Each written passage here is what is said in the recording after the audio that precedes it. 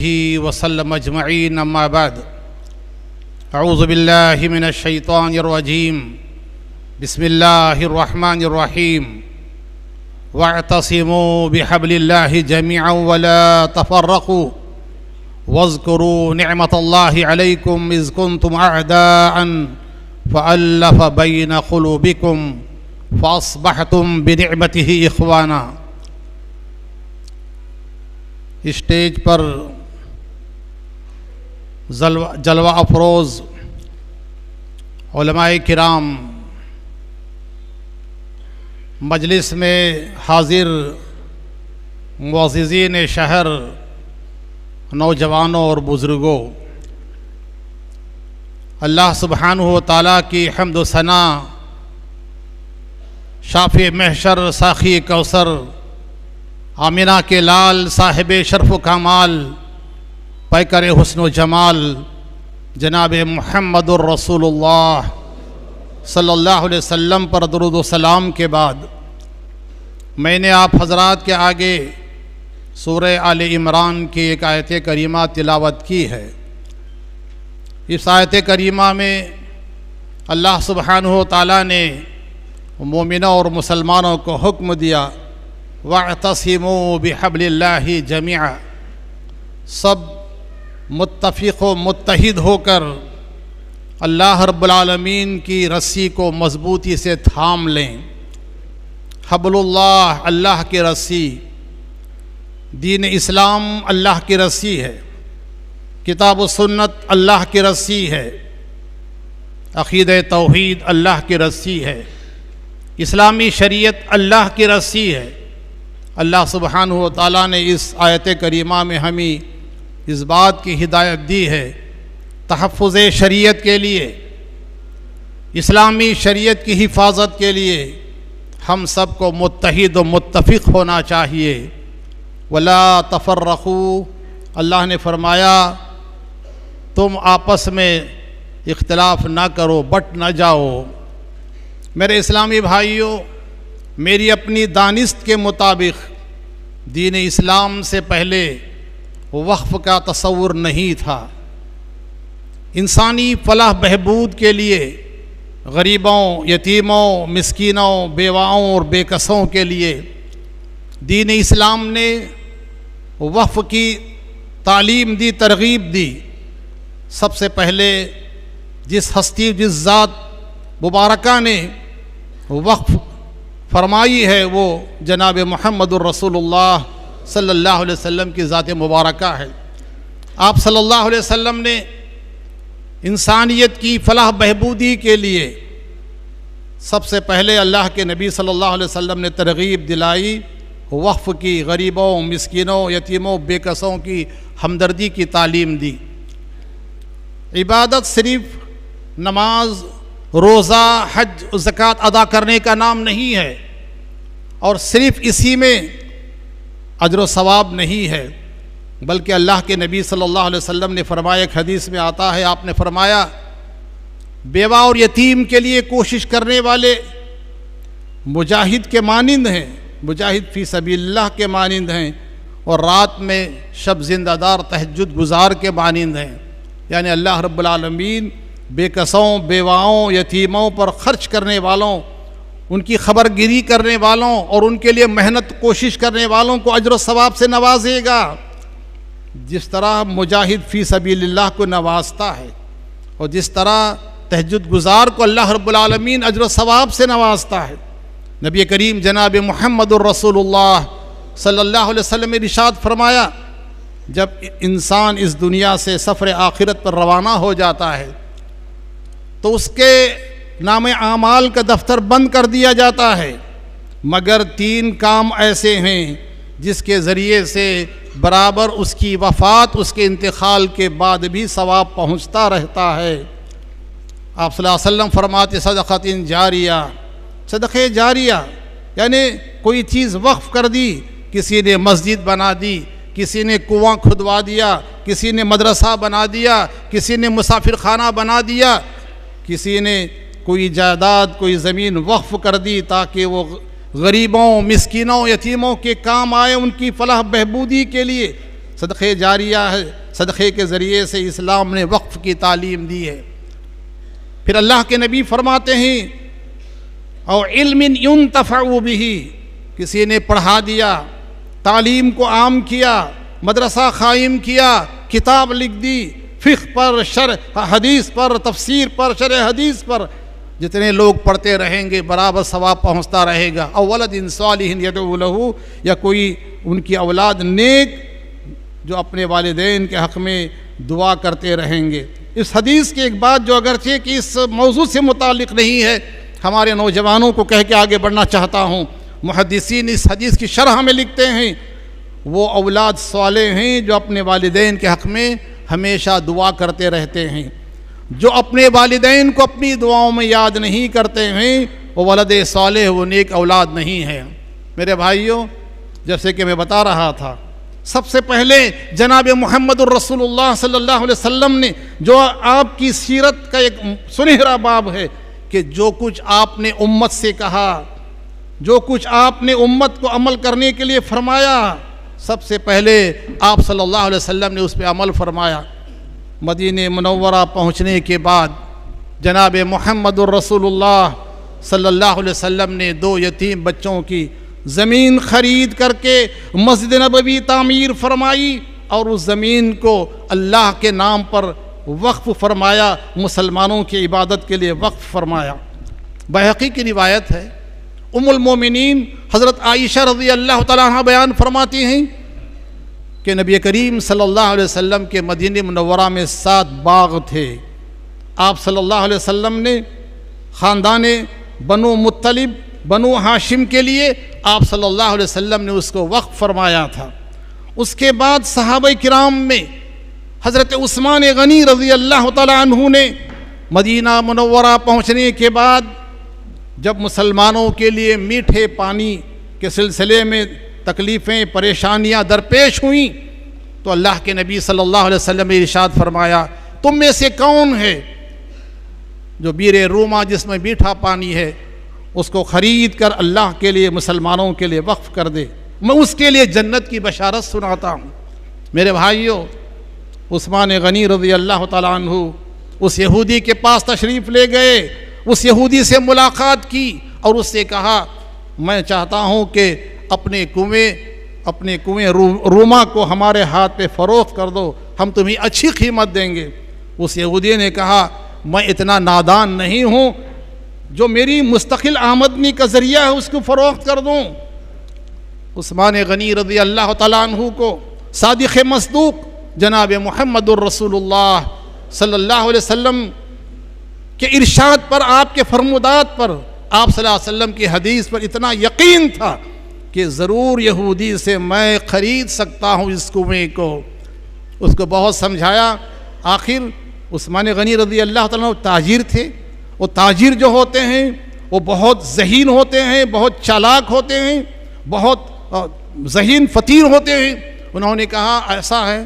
کہ میں آپ سے اس شرط پہ اس کنویں کو خریدنا چاہتا ہوں کہ ایک دن اس سے ہم فائدہ اٹھائیں گے، ہم پانی نکالیں گے، اور دوسرے دن تم کو اختیار ہوگا کہ تم اپنے پانی کو فروخت کر سکتے ہو۔ سمجھ میں اس کی بات آ گئی۔ اس نے سوچا، آم کے آم گٹلی کے دام، میں فائدے میں رہوں گا۔ اس نے اس کنویں کو عثمان غنی رضی اللہ تعالیٰ عنہ کے ہاتھ فروخت کر دیا۔ جناب محمد الرسول اللہ صلی اللہ علیہ وسلم کی خدمت میں آ کر کے عثمان غنی رضی اللہ تعالیٰ عنہ نے بشارت سنائی، خوشخبری سنائی کہ میں نے اس کو خرید لیا ہے۔ اللہ کے نبی صلی اللہ علیہ وسلم نے عام اعلان فرمایا، اس کا پانی مسلمانوں کے لیے وقف ہے۔ تو مسلمان پہلے دن جس دن ان کی باری ہوتی پانی خوب بھر لیتے، اور دوسرے دن کوئی گاہک نہیں آتا، آخر مجبور ہوگا یہودی کہ وہ مکمل کنواں حضرت عثمان غنی کے ہاتھ فروخت کر دیں۔ اسی طرح میرے بھائیوں، عمر بن خطاب رضی اللہ تعالیٰ عنہ کے بارے میں آتا ہے کہ حضرت عمر بن خطاب رضی اللہ تعالیٰ عنہ جناب محمد الرسول اللہ صلی اللہ علیہ وسلم کی خدمت میں پہنچے۔ ان کے پاس خیبر کی زمین تھی۔ انہوں نے نبی کریم صلی اللہ علیہ وسلم سے کہا، اللہ کے نبی صلی اللہ علیہ وسلم، میں اپنی اس خیبر کی زمین کو وقف کرنا چاہتا ہوں۔ نبی کریم صلی اللہ علیہ وسلم نے حکم دیا، آپ نے ہدایات دیں، آپ نے چند شرطوں کے ساتھ وقف کرنے کا حکم دیا۔ آپ صلی اللہ علیہ وسلم نے فرمایا تمہاری جو جائیداد تم اللہ کی راہ میں وقف کر رہے ہو، اس کے بارے میں پہلی شرط یہ ہوگی کہ نہ وہ بیچی جائے گی اور نہ فروخت کی جائے گی اور نہ وہ میراث میں تقسیم ہوگی، بلکہ اس کی جو آمدنیات ہوں گی ان آمدنیات کو آپ اللہ کی راہ میں وقف کر دیں۔ میرے بھائیوں، عمر بن خطاب رضی اللہ تعالیٰ عنہ نے ایک تحریر لکھ دی، کہا کہ یہ زمین جو میری خیبر کی ہے اللہ کے نام پر اللہ کے لیے میں وقف کر رہا ہوں، اس زمین کو نہ بیچا جائے گا، نہ فروخت کیا جائے گا، نہ ہبہ دیا جائے گا، نہ میراث میں تقسیم ہوگی۔ میرے بعد میری صاحبزادی ام المومنین حضرت حفصہ رضی اللہ تعالیٰ عنہ اس کی متولی ہوں گی، اس کی نگران ہوں گی۔ میرے بعد ان کے بعد میرے صاحبزادے عبداللہ ابن عمر ہوں گے، ان کے بعد آل فاروقی میں جو سب سے بڑی عمر کے ہوں گے وہ اس کے متولی ہوں گے۔ میرے بھائیوں، سوال یہاں یہ پیدا ہوتا ہے، جو وقف کی ملکیت ہوتی ہے، وقف کی جو جائیداد ہوتی ہے وہ کس کی ملکیت ہوتی ہے؟ وقف کی جو جائیداد ہوتی ہے، وقف کرنے کے بعد واقف وقف کرنے والا خود اس کا مالک نہیں ہوتا، اس کے بعد جو اس کے متولی ہوتے ہیں، نگران ہوتے ہیں، وہ بھی اس کے مالک، ملکیت ان کی نہیں ہوتی ہے، اور جن کے نام وقف کی جاتی ہے، جن کے فائدے کے لیے وقف کیا جاتا ہے، وہ بھی اس کے مالک نہیں ہوتے، ملکیت ان کی نہیں ہوتی، بلکہ اسلامی تصور، شریعت کا تصور یہ ہے کہ جو جائیداد وقف کی ہوگی وہ ملکیت اللہ رب العالمین کی ہوگی۔ حضرت عمر بن خطاب رضی اللہ تعالیٰ عنہ نے وقف کرتے ہوئے یہ بھی شرط لکھی تھی کہ جو نگران ہوں گے، جو متولی ہوں گے، اس میں سے اپنی ضرورت کے لیے، کھانے پینے کے لیے استعمال کر سکتے ہیں، اپنے مہمانوں پہ وہ خرچ کر سکتے ہیں۔ میرے بھائیوں، یہ وقف حضرت عمر بن خطاب رضی اللہ تعالیٰ عنہ کی۔ صحابہ کرام کے بارے میں امام ابن قدامہ لکھتے ہیں جتنے مالدار صحابہ تھے ان میں کوئی ایک بھی صحابی ایسے نہیں تھے، ان میں کوئی ایک صحابی بھی ایسے نہیں تھے جنہوں نے اپنی طاقت کے مطابق اللہ کی راہ میں وقف نہ کیا ہو۔ میرے بھائیوں، ہندوستان میں اسلام نے مسلمانوں کو جو تعلیمات دی تھیں، محمد الرسول اللہ صلی اللہ علیہ وسلم نے وقف کی جو ترغیب دلائی تھی، اور اللہ کے نبی صلی اللہ علیہ وسلم نے بیواؤں، یتیموں، مسکینوں، غریبوں، علماء کی، درویشوں کی جو خدمت کرنے کی آپ صلی اللہ علیہ وسلم نے تعلیم دی تھی، اس کے پیش نظر مسلمانوں نے اپنی جائیداد، مسلمانوں نے اپنی گاڑی محنت سے کمائی ہوئی جائیداد کو اللہ رب العالمین کے نام پر وقف کیا۔ وقف کے بارے میں ہندوستان میں بہت سے ایکٹ بنے، لیکن 1995 میں ایک وقف ایکٹ بنا۔ اس وقف ایکٹ پر مسلمان تقریباً مطمئن ہو گئے تھے، لیکن 2024 میں مجوزہ ترمیمی بل وقف سے متعلق لایا گیا ہے۔ اس سلسلے میں اللہ رب العالمین جزائے خیر عطا فرمائے۔ مسلم پرسنل لا بورڈ کو اللہ تعالیٰ جزائے خیر عطا فرمائے۔ آل انڈیا مسلم جمعیت العلماء ہند کو اللہ رب العالمین جزائے خیر عطا فرمائے۔ آل انڈیا ملی کونسل کو کہ انہوں نے پورے ملک میں اور خاص کر اس صوبہ کرناٹک میں تمام جماعتوں کے ذمہ داروں کو، تنظیموں کو ایک پلیٹ فارم پر جمع کیا ہے۔ آج ہمارے لیے کتنی خوشی کی بات ہے، آج ہمارا سینہ، آج ہمارا فخر،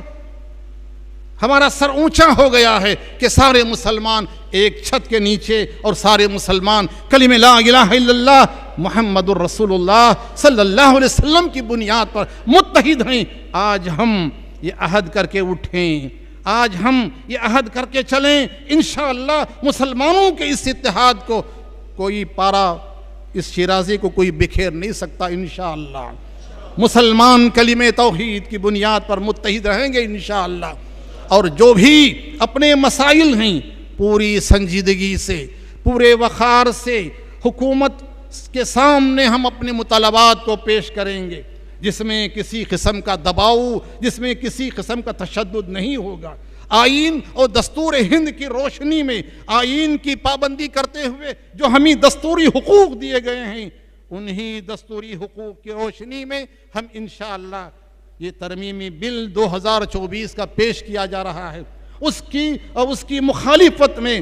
ہم اندھے ہو کر نہیں، ہم پوری بصیرت کے ساتھ، ہم پورے علم کے ساتھ، ہم پوری سمجھداری کے ساتھ اس کی مخالفت کر رہے ہیں۔ کیوں مخالفت کر رہے ہیں؟ اس کا سبب کیا ہے؟ اس کے اسباب کیا ہیں؟ میرے بھائیوں، 1995 میں جو وقف ایکٹ بنا ہوا تھا، اس میں اس بات کی گارنٹی دی گئی تھی، کہ اوقاف کی جن زمینوں پر مساجد ہیں، مدارس ہیں، قبرستان ہیں، خیراتی اور ملی تنظیموں نے رفاہی کاموں کے لیے جو جائیدادیں استعمال کر رہے ہیں، اگر اس کا اندراج، اس کا ریکارڈ سرکاری طور پر دفاتر میں ہو یا نہ ہو، ریونیو ڈپارٹمنٹ پہ ہو یا نہ ہو، اس کو اوقاف کی جائیداد تصور کیا جائے گا۔ جتنی بھی جائیدادیں ہیں، عرصے دراز سے مسلمانوں نے رفاہی ملی خیراتی کاموں کے لیے جو استعمال کرتے آ رہے ہیں، اس کو اگر اس کا ریکارڈ سرکاری طور پر ہے یا نہیں ہے، پھر بھی وہ اوقاف کی جائیداد تصور کی جائے گی اور اوقاف کی جائیداد مانی جائے گی۔ کیوں؟ مسلمانوں نے سرکاری دفاتر میں، سرکاری ریکارڈ میں وقف کی جائیداد کا اندراج کرنے میں میں یہ نہیں کہہ سکتا کہ غفلت برتی ہے، بلکہ جب ہمیں اس بات کی یقین دہانی کرائی گئی کہ یہ جائیداد آپ کی سرکاری ریکارڈ میں رہے نہ رہے، لیکن استعمال کس چیز میں ہو رہا ہے دیکھا جائے گا اور وہ جائیداد اوقاف کی مانی جائے گی۔ اور دوسری بات، اسلام میں ضروری نہیں ہے کہ وقف کرنے والا تحریری طور پر دے۔ گواہوں کے سامنے اگر کسی نے یہ کہہ دیا کہ یہ میری جائیداد وقف للہ ہے،